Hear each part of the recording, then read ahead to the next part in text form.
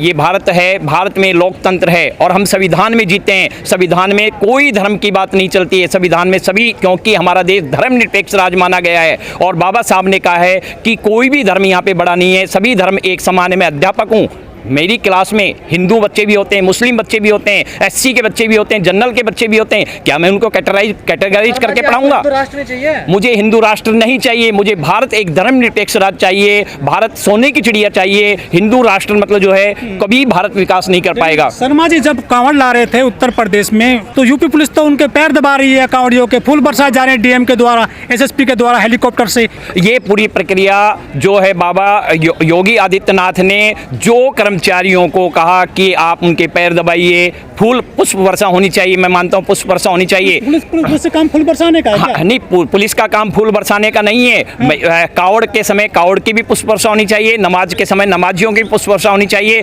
परंतु ये नहीं कि उनके कोई भी सरकारी कर्मचारी उनके पैर दबाएगा, उनके लिए मतलब जो है खड़ा रहेगा। सरकारी कर्मचारी भारत में ऐसे कैसे कर सकते हैं? ये धर्मनिरपेक्ष राज है। मैं भी तो यही कहना चाह रहा हूँ कि भारत धर्मनिरपेक्ष पे खड़ा हुआ है और हमें यहाँ धर्म से अलग हट करके लोगों के विकास की बात करनी चाहिए, देश के विकास की बात करनी चाहिए। धर्म को तो हो रहा है ना देश में। विकास कहाँ हो रहा है सर? आप जड़ में जाइए, मुझे तो नहीं लगता कहीं पे विकास हो रहा है। आप कह रहे हैं, आप कह रहे हैं कि देश में सड़कें बन रही हैं। आपको पता है टोल टैक्स कितना दे रहा है? आज एक आदमी जयपुर जा रहा है यहाँ से, उसका कितना टोल टैक्स लग रहा है ये आप नहीं देख पा रहे हैं। तिजोरियों में टोल टैक्स भरा जा रहा है और वो टोल टैक्स लग भी नहीं रहा है। इतनी सड़कें बन जाएं और टोल टैक्स अगर पूरी तरह से खर्च कर लिया जाए। मोदी का जो है मैजिक है बोलने का। मोदी मैजिक क्या है? मोदी जो है बातों पे लोगों को मतलब जो है रिझा करके देश चला रहे हैं और रियल में जो हमारा अर्थतंत्र है, क्योंकि मैं हिस्ट्री और इकोनॉमिक्स पढ़ा हुआ हूँ, मैं इकोनॉमिक्स का भी विद्यार्थी हूँ, मुझे पता है जो देश आज किस गर्त में जा रहा है।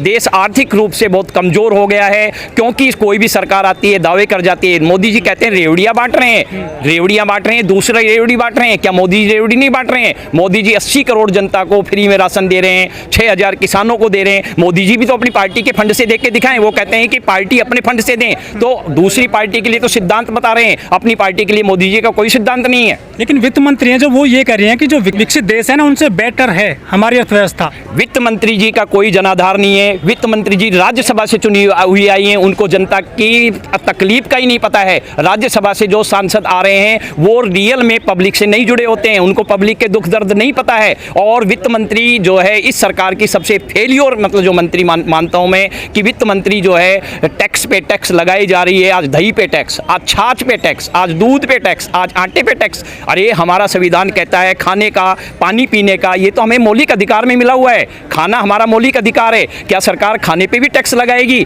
तो क्या वित्त मंत्री आप इसमें कामयाब मानते हो कि वित्त मंत्री कामयाब है खाने पे टैक्स लगा करके, दूध दही पे टैक्स लगा करके? पूछकर खाना होगा सरकार से। हाँ, यही तो मैं कह रहा हूँ कि आज दही दूध आप घर से बाजार से लेके आते हो और दूध फट जाता है और आप उस पर टैक्स भी दे चुके हो, तो क्या आपको टैक्स वापस दे देगी ये सरकार? नहीं देगी ये सरकार। लेकिन सर पैसा तो चाहिए देश चलाने के लिए, टैक्स नहीं लगाएगी सरकार।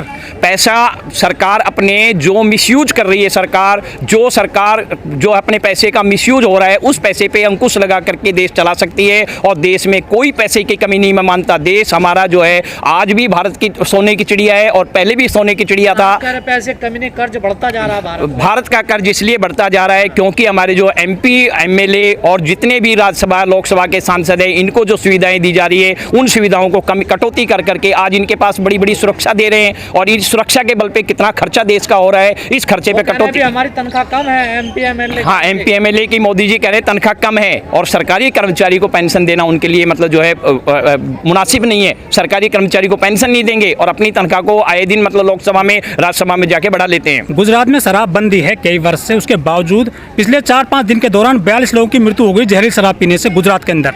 हाँ, गुजरात में जो है पिछले 21 साल से बीजेपी सरकार शासन में है। मैं मानता हूँ कि गुजरात में सरकार फेलियर है। जहाँ पे शराबबंदी है वहाँ पे शराब कहाँ से आ गई? पुलिस किसकी है वहाँ पे?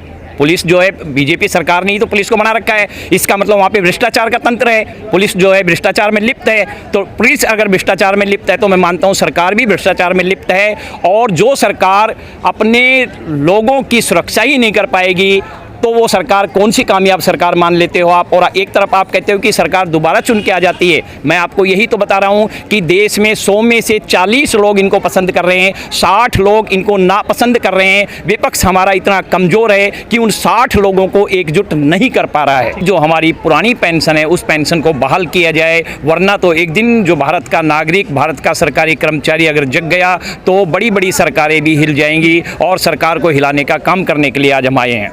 शर्मा जी, आप कह रहे हैं कि हमको पेंशन चाहिए, लेकिन सरकार तो कटौती कर रही है खर्चों में, वो निजीकरण करती जा रही है, चाहे एजुकेशन डिपार्टमेंट हो, चाहे हेल्थ डिपार्टमेंट हो। सरकार जो है अपने जो जितने भी हमारे लोकसभा राज्यसभा के सांसद हैं, जितने भी मंत्रीगण हैं, वो अपने खर्चे पे कटौती नहीं कर रहे हैं। वो केवल सरकारी जो कर्मचारी हैं उनकी पेंशन को लेकर कटौती करके क्या देश का भला कर सकते हैं? सरकार आज दावा कर रही है कि सबका साथ सबका विकास। सबका विकास सरकार किसके दम पे कर रही है? सरकार सबका विकास जो है हम सरकारी कर्मचारियों के दम पे कर रही हैं। अगर हम लोग जो है काम ना करें तो क्या सरकार सबका विकास करना संभव हो जाएगा? क्या अकेले मोदी जी कहते हैं कि एक चना भाड़ नहीं फोड़ सकता, तो क्या अकेले मोदी जी मतलब जो है सबका विकास कर सकते हैं? नहीं कर सकते, क्योंकि सरकारी कर्मचारियों का उनको साथ मिला हुआ है, और सरकारी कर्मचारियों के दम पे आज ये सरकार जो टिकी हुई है। अगर सरकारी कर्मचारी आज जाग गया, आंदोलन पे आ गया, तो ये सरकार नींव हिल जाएगी। लेकिन सरकार के नुमाइंदे कहते हैं कि जो सरकारी कर्मचारी होते हैं ऑफिसों में वो खाली रहते हैं, काम नहीं करते हैं। ये भारत देश है और भारत देश लोकतंत्र है। इसमें हमें बाबा साहब ने संविधान दिया है, संविधान में हमें अधिकार भी दिए हैं, और हमें अधिकारों के साथ साथ हमें कर्तव्य दिए हैं। और हम सरकारी कर्मचारी हैं, और मैं टीचर हूँ। मैं जो है सुबह 8 बजे से और 2 बजे तक अपनी 6 क्लास लेकर के बच्चों को मोटिवेशन देता हूँ, बच्चों को भारत का नागरिक बनने के लिए शिक्षा देता हूँ, और अपना पूरा काम करता हूँ। इसीलिए मैं मानता हूँ कि भारत में ऐसा कोई सरकारी कर्मचारी नहीं है जो काम नहीं करता है। और एक तरफ आप जैसे कह रहे हैं कि भारत के सरकारी कर्मचारी को ये लोग 50 साल से ऊपर की एज के बाद मतलब जो उसको देख रहे हैं कि इसका काम देखा जाए, तो क्या मोदी जी अपना काम नहीं देख पाएंगे? मोदी जी खुद 73 साल के हैं। इसके अलावा जितने भी हमारे सांसद मंत्रीगण हैं वो 70+ हैं, तो क्या उनका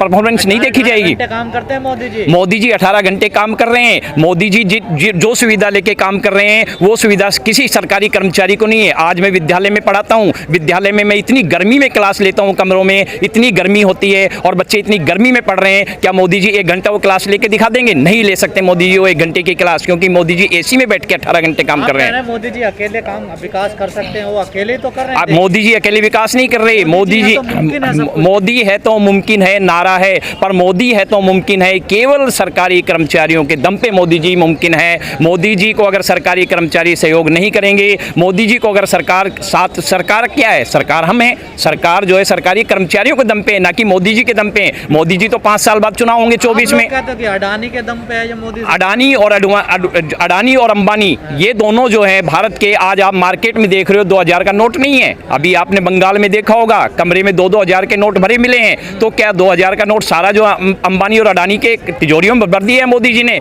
मोदी जी ने आए थे क्या कि मैं 500 का नोट बंद करूंगा, मैं 1000 का नोट बंद करूंगा, उसके बनिस्बत मोदी जी ने 2000 का नोट चला दिया। बाबा रामदेव ने भी कहा था कि जो बड़े नोट होते हैं इससे ज़्यादा करप्शन फैलता है, रिश्वत ज़्यादा दी जाती है, लेकिन उसके बाद में 2000 रुपये का नोट ले आई बीजेपी सरकार। यही तो मैं कह रहा हूँ कि जो सरकार नोटबंदी की हम 1000 का नोट बंद करेंगे, 500 का नोट बंद करेंगे, वो सरकार 2000 का नोट क्यों लाई? क्योंकि ये पूंजीपतियों की सरकार है, ये गरीबों की सरकार नहीं है। मजबूत प्रधानमंत्री मोदी जी मजबूत प्रधानमंत्री हैं। मोदी जी भारत के मतलब जो है मजबूत प्रधानमंत्री हैं, क्योंकि कांग्रेस इस समय मतलब जो है कमजोर है। कांग्रेस में लीडरशिप का अभाव है। देश की जनता के पास विकल्प नहीं है। देश की जनता विकल्प की खोज में है। आपको पता है मोदी जी की सरकार 40% वोटों पे आई है, यानी 100 में से 40 लोग जो है मोदी के साथ हैं, तो 60 लोग मोदी के खिलाफ भी हैं। ये नहीं कि मोदी को मतलब देश का, मोदी के खिलाफ 60% हमारी देश की जनता है, पर उस जनता को एकजुट करने के लिए हमारे पास कोई विपक्ष में कोई नेता नहीं है। आपको योग्यता नजर नहीं आती? राहुल गांधी योग्य हैं, पर राहुल गांधी कांग्रेस को जिस धारा में चलना चाहिए था, कांग्रेस जिस तरीके से चल रही थी, उसको एकजुट करने में असफल हैं।